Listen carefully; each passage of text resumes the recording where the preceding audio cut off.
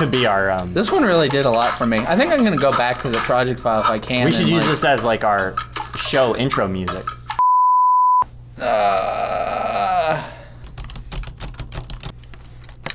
I just got off the phone with Christopher Nolan. He said he's switching to digital. He's switching to digital? Mm-hmm. After Dunkirk, that's his last... That's his last film. He's going to make movies now, he said. I see. His next film is going to be shot on the iPhone 7. Oh, that's good. That's good. I mean, go for it. Yeah, these are all the ads I get. So what's on the docket for today? Welcome to Pumper Jones Productions. I think I screwed up here. I think it should be Pumper Jones Production Network Productions. Oh, yeah. But I don't, for some reason, PP got in my head, and that doesn't sound... It caused him to think bad. Yeah. Tip of the week. If you want your acronyms to sound professional, think of a bunch of different ones. Whichever ones sound professional, then make up words to fit that acronym. The key here is think of the acronym first, then come up with the words. If you do it the other way around, you run into all kinds of problems. You might accidentally spell a word you don't want to spell. Well, that's movie thinking right there. That's something that happens in movies, not so much films. Films, I think they often like, oh, what's the core idea? What's the concept? Whereas movies, they're like, hey, that's a cool sounding thing. What could that mean in a way that sort of services our plot? Well, let's get down to the copper tax. Yeah, Josh, we got a lot on the docket here. We can talk about gear. That's the only thing anyone ever, Gear is very hot right now. Very popular for video production companies. Some might think that gear is a passing fad, that it will soon. It's here today, gone tomorrow. But we're here to tell you that gear is here to stay. There is there is a strong counter gear movement. That's true. I think Simon Cade. Yeah. Simon Cade. Simon Cade showed my us. Joke. Sorry. I get to lead with this one. Simon Cade is leading a very strong counter gear movement. I think we like to as a network, we try to straddle the both gear and anti-gear or counter gear culture. We try to cater to both. We're bipartisan. So we do have a video coming up about the SmallHD Focus. We might talk a little bit about some initial impressions, but then again, we also have a video coming up about DIY colored gels for lights and lighting. We try to be as bipartisan as we can. I do have one gear related topic. Okay. What do you think of the Aputure Tri-8? Oh, what? 888 LED diodes on one panel. And you know what they say? More is more. Yeah, it seems to be getting a lot of love from YouTubers who were received it free of charge. Who received it free of charge. Because you're not being paid, right? But you're being given a product. Well, some of these YouTubers, they're like, oh, I'm disclosing the fact that I'm being given the product. Yeah. I'm not being paid to review it, so I'm going to review it fairly. Right. But the thing is, you can't remove the subconscious psychological element of being more critical about something that you paid your own money for. If you paid your own money for something, every flaw or aspect of it that seems subpar is going to be more offensive because you spent money on that thing. Yeah. You expect it to work. You expect it to. And if you were just given to it, that's just kind of part of human psychology. Yeah. If it's just given to you, I think people are much more likely to just take the good and be like, well, these are nice aspects of it, and so. So would you say that's why Hindu marriages tend to last a lot longer? Yeah. So you're saying that there's studies done about human psychology when somebody is given something, they're less critical and more likely to think of it positive. I couldn't cite the actual studies, but we do know that there are inseparable links between what you pay for something and how you view it. Oh, another gear tip I wanted to discuss was I was reading on NoFilmSchool. Speaking of NoFilmSchool and politics,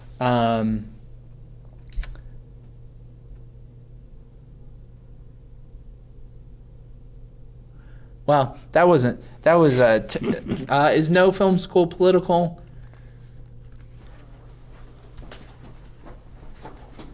You guys remember those initial cheap light panels? They were like the first really like mass anyone could get these light panels. Well, we got one. The only way to be non-political is to be all political. Yeah. Pan-political one. That's why I'm a Marxist, capitalist, anarcho, totalitarian, authoritarian, open borders nationalist. That was a pretty good run, man. Thanks. Firing, we'll see. Well, maybe. I'll just. Well, really, the main problem here is that it doesn't have 888 diodes arrayed randomly.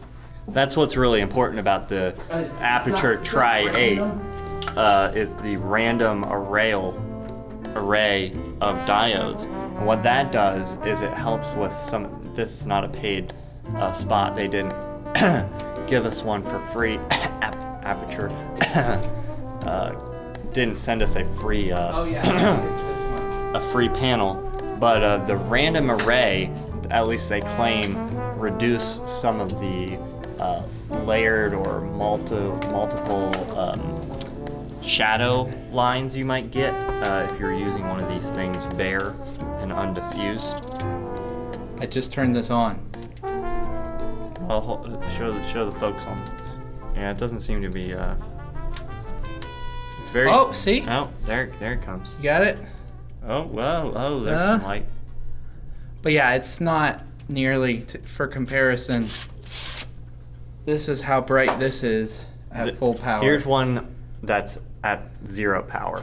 And then this is one.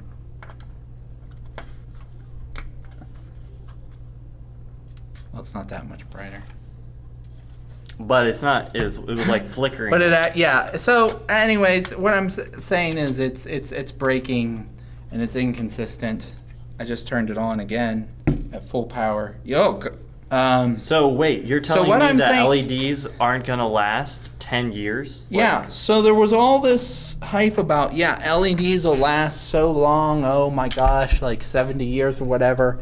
And yeah, maybe that's true theoretically of the bulb light, but obviously something's up possibly with the circuitry.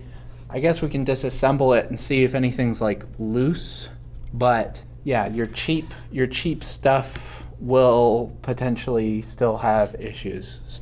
The lesson is, I guess, quality. It's hard to know. Don't be an early adopter. Well, no, I actually think that is a pretty good lesson.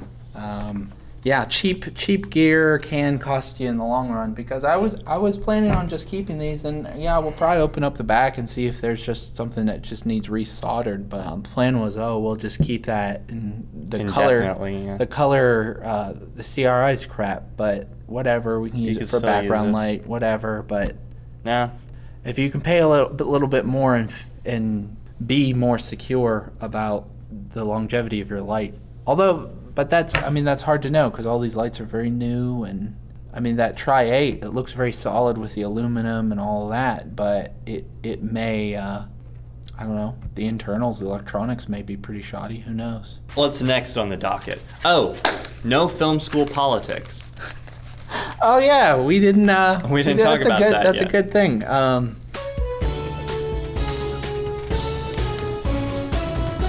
Well, we've been using SmallHD a bit recently, and it's been we shot a white background interview, and those can be kind of tough because you don't really want to overexpose the background like too much, because then you just get reflections back into the camera and you lose contrast, and having the monitor and the tools, and you were doing some white stuff with it too. It helped a lot. The SmallHD is very nice to have. It makes pulling focus by eye a lot simpler. Well, we did totally screw up the focus on that second one, but man, the exposure we were twice as fast, if not more.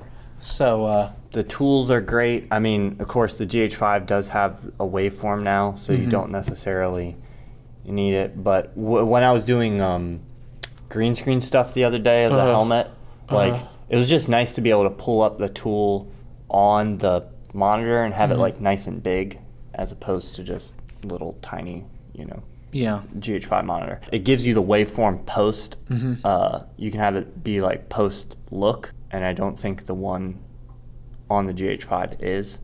So like if you're calculating, if you're in log mode, and you're doing like a green screen at 70 or something, like it can be, you have to make the mental calculation yourself. It's a nice piece of kit. It's a nice piece of gear, I think, is what the fat cats say. It is small enough and simple enough, because we're not really like big into real gear. Like we don't like a big rig. We have delicate wrists. And the reality is you don't need something huge. If you're shooting on a GH5 and using the little flip out screen, going up to the SmallHD, what is this, like a 4-inch screen or something, is a huge improvement. Yeah. Like you've got a law of diminishing returns in terms of size. And it's a huge adjustment in terms of how you shoot too. Right. Whereas when we were using the Atomos, rather than being it's a big adjustment, it's like you just have to shoot in a whole different way. Right. Yeah.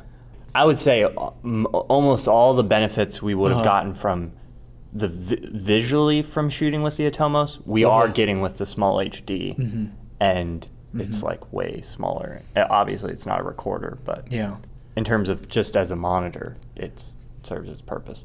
I don't know. And now, if you're shooting on a Blackmagic whatnot with a 10-inch flip-out screen, don't get the SmallHD, because it would actually be smaller, and you'd be an idiot.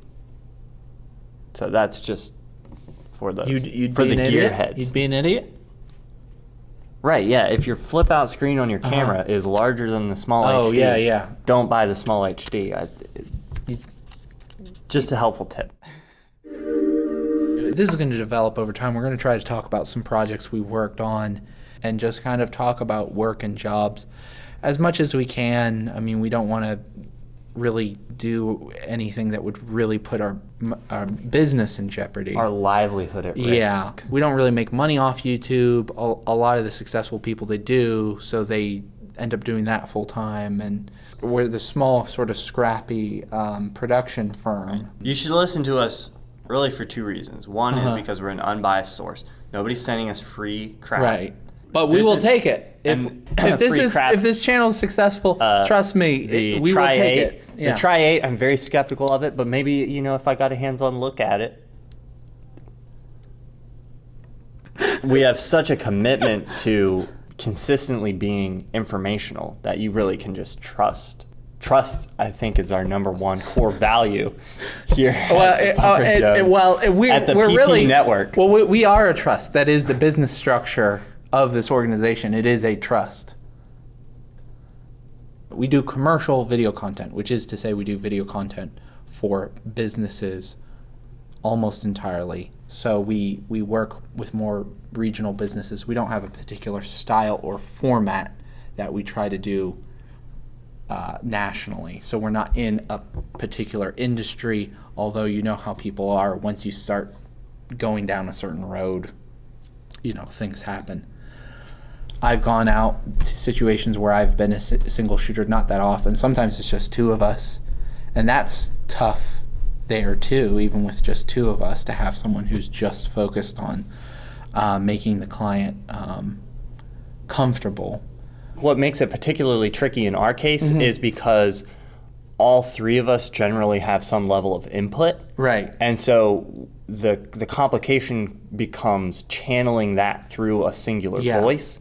Whereas some shoots you might be on, the director character might be the only one who has actual input. Usually your sound guy is not like asking questions to the interviewer, but because of the way we wear so many hats. Like you're editing it and you're foreseeing things in the edit. You're like, hey, I would want this sort of thing to bridge it. Right. We don't necessarily have an internal director who's kind of like heading the project, but we still try to project that externally to the subject because it's easier for them to interact with one person. That's actually an interesting thing that happens is often there actually is no director for the shoot. Like there is not like I am sort of kind of like I guess I'm producing the project from like a production standpoint somewhat, but LaShonda is often coordinating the people's schedules, who are we interviewing when you're doing post. So it's just this huge aspect of production that you're mostly heading up. I'm doing some color and whatnot, but that doesn't affect really the form or anything. So we all kind of collectively become this director once we kind of know this is what the story is. There may be one of us that does whatever. Sometimes it's LaShonda. A lot of times it is this kind of culmination, and somebody is the speaker. Somebody's speaking to the interviewee, and we try to, if we have anything, hey, I need this, we just talk to that person and then talk to the interviewee. So yeah.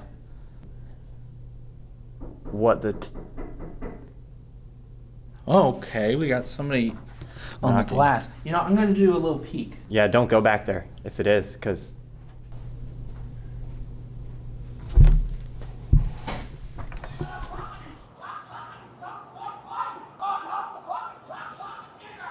Yeah, he was saying your windows are open and there's that storm coming in.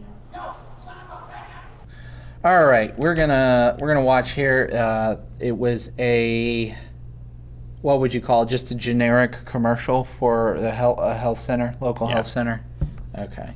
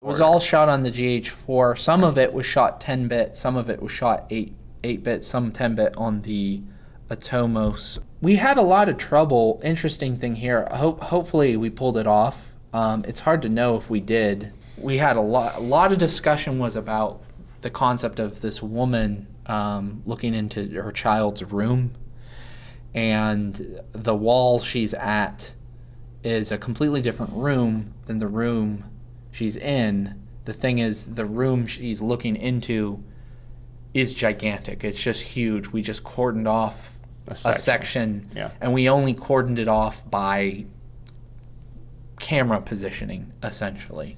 And when she looks into the room and sees the bare wall, I think that was the opposite side of the room. The room that we were actually using for because it was unpainted, and then we just reversed it, and then I think you moved the window a bit in post. We comped the window.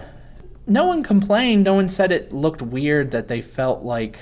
I think it really comes up at the end that you see her in the room, and then... Really, I think the main thing is it feels like maybe a little bit there should be a door frame in the reverse shot. A little bit of a door frame there. I think I experimented with that, putting like a little like blurry white thing, and it just... It would have needed to be black, probably. Oh, yeah, maybe that... I don't know. We pulled it off enough that the client had no notes on this, which... We pulled it off as well as we could given the budget and time. Oh, you did a lot of work for the dentist office. We removed a lot of outlets. In this shot, we like... The walking down the hallway, you did that sign on the that kind of like Johnson Health Center logo in the back is totally fake. a lot of cleanup on those walls and the stuff. whole left side of the frame is cleaned up. There was a certain point where we kind of realized, man, when we start cleaning it up so much, it doesn't really match the other shots. I think this is the only developing shot here when we pan from the kid to mom. I'm glad we got that, because that's the whole, that shot kind of represents the whole thing. Usually a client will say, hey, put in a voiceover, and that talks about how great we are. We were allowed to just visually do the thing. The casting was interesting because it was kind of essentially, the casting was based around the children we had access to. So we had access to 2 very cute kids of somewhat differing ethnicities. So I just made the baby's hair a bit darker, and then I made the older kid's hair a bit more brown. We ended up casting the parents to kind of based on the children we had access to. But yeah, it was all in all, it was a good project. It was an interesting combination of sort of that you're on set, like what do you want to call it, like elevated B-roll. Like you can bring in a light or two, but it's a real doctor really trying to simulate a diagnosis. And we don't have all actors. Yeah. We don't have like a script that they've memorized. Yeah. We're still trying to kind of like basically applying a documentary B-roll approach to get something natural out of these non-actors. We literally went in there during the workday. They didn't really have the time or budget to just pay these doctors to just do this. I ended up being pretty happy with it. You know, we went through a lot of iterations, I think, to the script of how we were going to show the progression of time, because that was the budget really defined how we were going to be able to show that. We originally discussed ideas like having them having her paint the room and stuff to show time progressing. But literally painting the room would have required so much time of the actors. We would have basically needed like an additional shoot day to like to show it in progress. And we didn't really have the budget to do that. So there you go, Johnson Health Center spot. If you have any more questions about it, we'd likely be happy to answer them. So next episode we may follow up with some questions on this. Look at something new. So this is our attempt of trying to get some more content out there a little more frequently.